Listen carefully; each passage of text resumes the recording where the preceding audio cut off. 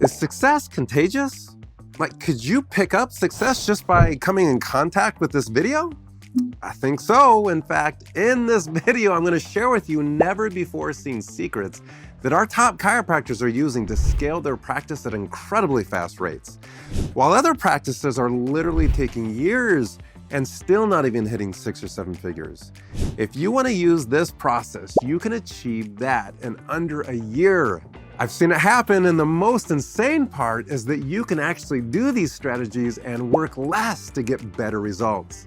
If this sounds too good to be true, it's not, and in this video, I'm going to show you everything that you need to build a 100K month, leading to 7-figure practice. So let's jump into the first step.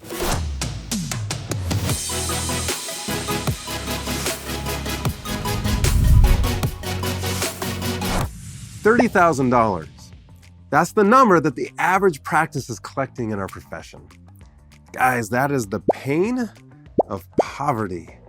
Because $30,000 doesn't go very far when you begin to break down your overhead, paying your team, covering your supplies, covering your lease, paying back student loan. Like, what's left at the end of the day?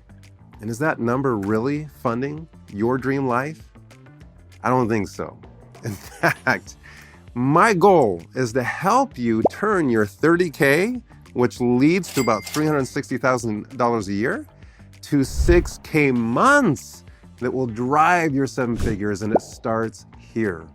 It starts with building and recruiting an A-player team. But how do we do that when we went to school to learn how to be physicians, not HR directors, not employment recruiters?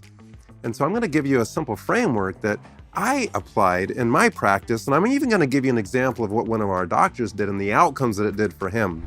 As I began to scale my practice and delivering phenomenal results to my patients, I had this desire to do more. I wanted to change more patients' lives, and I recognized that I was stuck as what we call an operator.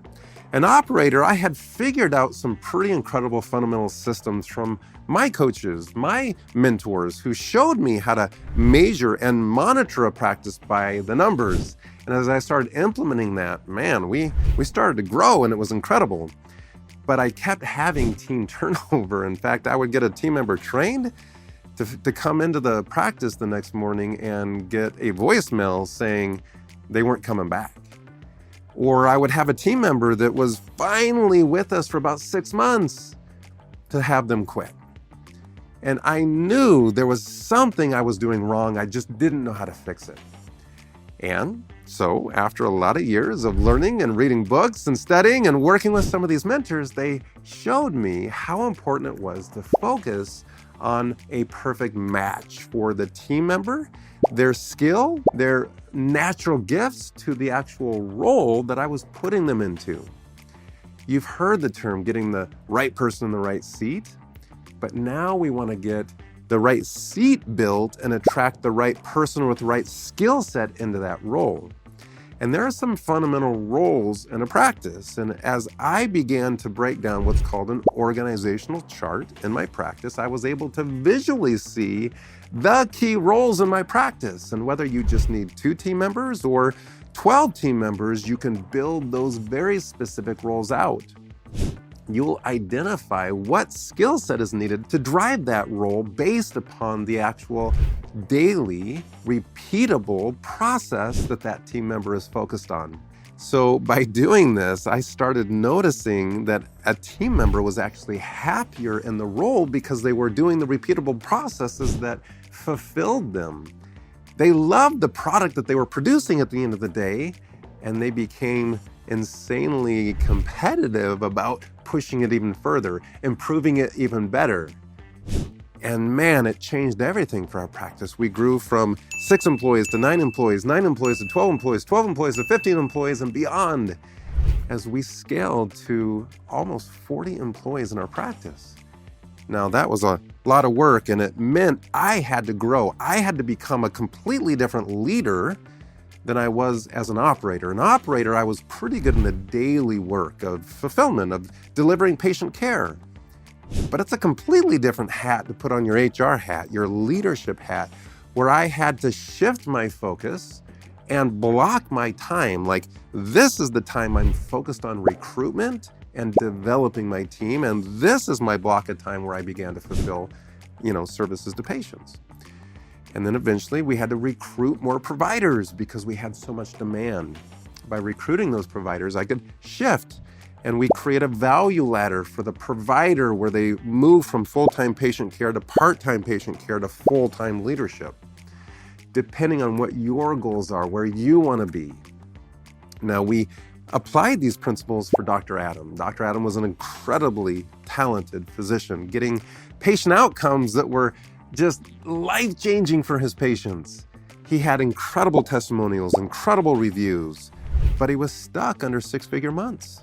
He couldn't break that barrier no matter how hard he tried, no matter how good his patient outcomes were, because he couldn't scale his team. But he began to apply the principles of the data-driven practice. He began to learn how to attract, hire, and onboard experts for the role that he needed in the practice. And the coolest things have happened. And if you look at this chart, Dr. Adam went from $30,000 months to $60,000 months to $80,000 months, and has broke six-figure months and will never look back because he has learned the repeatable secrets to success. It became contagious. He caught the bug of success. Guys, if you love this kind of content, remember to hit subscribe, turn on notifications, adjust that bell like a real chiropractor, and turn them on so you don't miss a great episode of the Data-Driven Practice. Now, step 2 is all about understanding your role. I'm a huge believer in this concept of know thyself. You need to understand and discover, if you haven't, who you are. I understand you have these healing gifts, right? As a physician, you went to school to become an expert. In fact, 8 years is a lot of time to invest, and most, if not all of you, have even gone through further education to develop those healing skills. But how many of you have realized that you've got to invest in building the vehicle?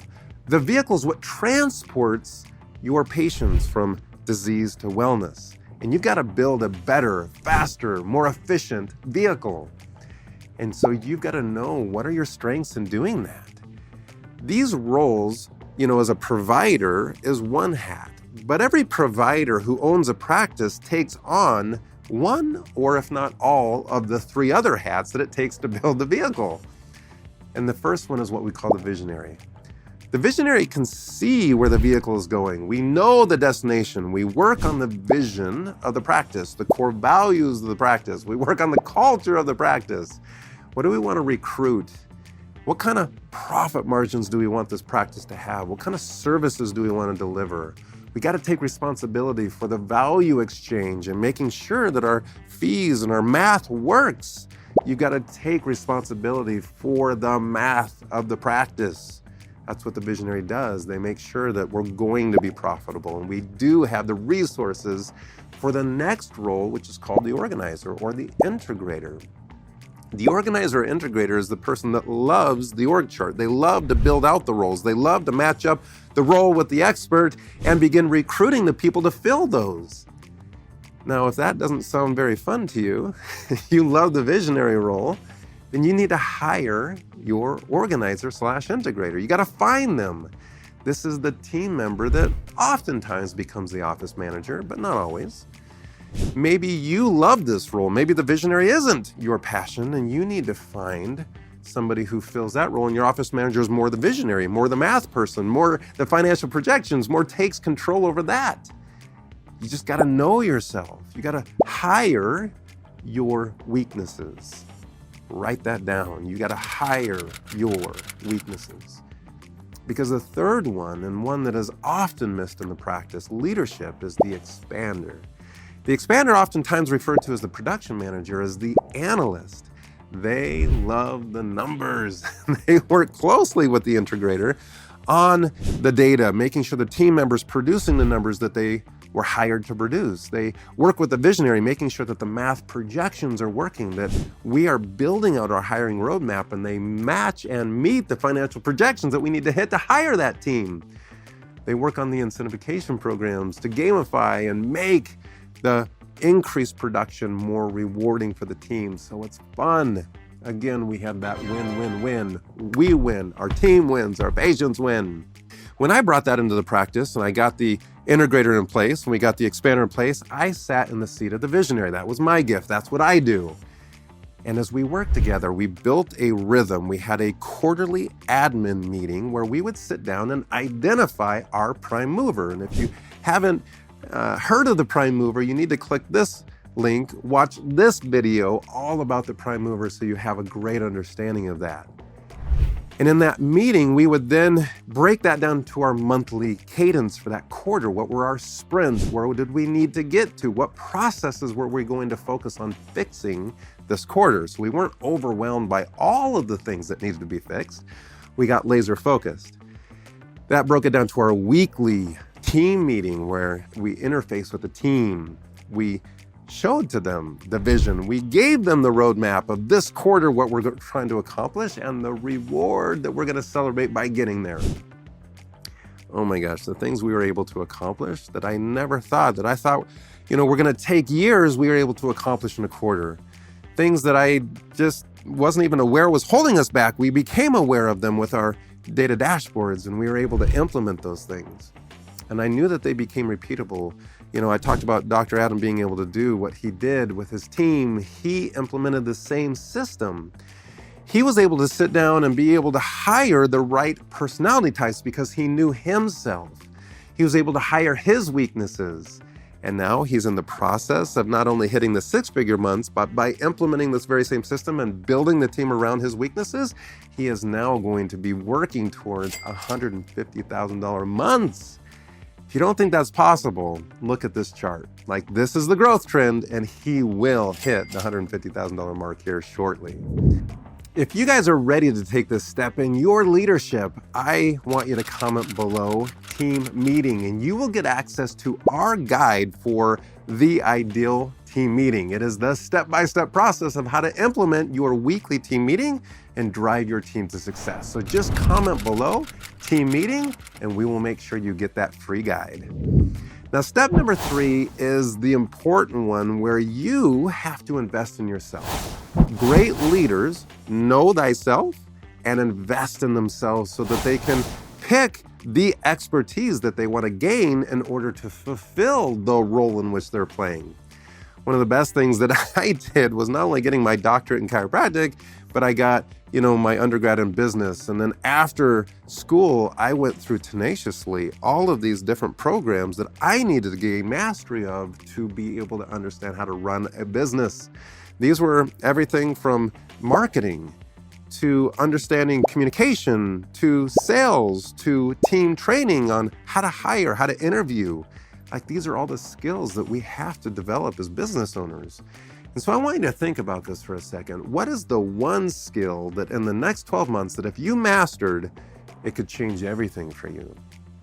The one skill that would mean you would have more certainty in hiring. You'd have more certainty in your marketing. For me, I remember my practice kept going through these roller coaster up and down months. I'd have a good month and a bad month, a good month and a bad month, and I wanted to stop the insanity. And so I decided I'm going to master marketing. I have to get more control over our marketing. And so I found some powerful courses to go through to understand how to identify the patients in whom I wanted to serve. How do I call them out and bring them into our community? How to create irresistible offers that they would be hungry for and be willing to pay for. Bring in new patients where I stopped feeling like I had to sell them, but they were begging for the transformation in which our practice delivered.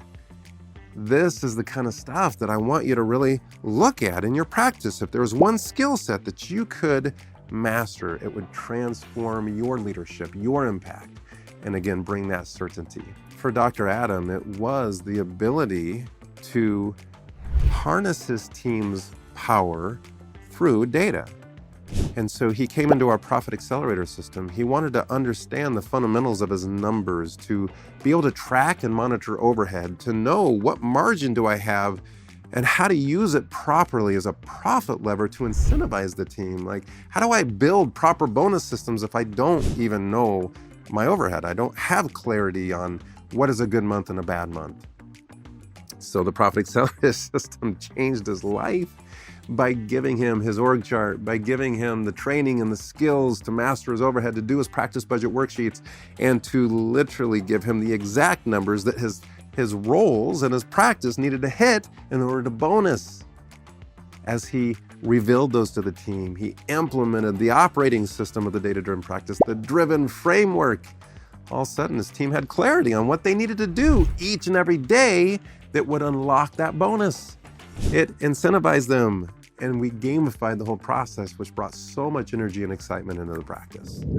These are the 3 key secrets that if you will take step 1, it will begin to ease your pain of poverty. But I gotta warn you, we've got another contagious problem, and that is the pain of prosperity. Like, what am I gonna do with all this new money? What am I gonna do with all this new cash flow? And we're gonna show you how to turn your data into dollars by just coming and joining our free Facebook community. It's free. It's a bunch of doctors that talk about how fun it is to be successful and exactly how to get there. I will see you on the inside. Click the link below.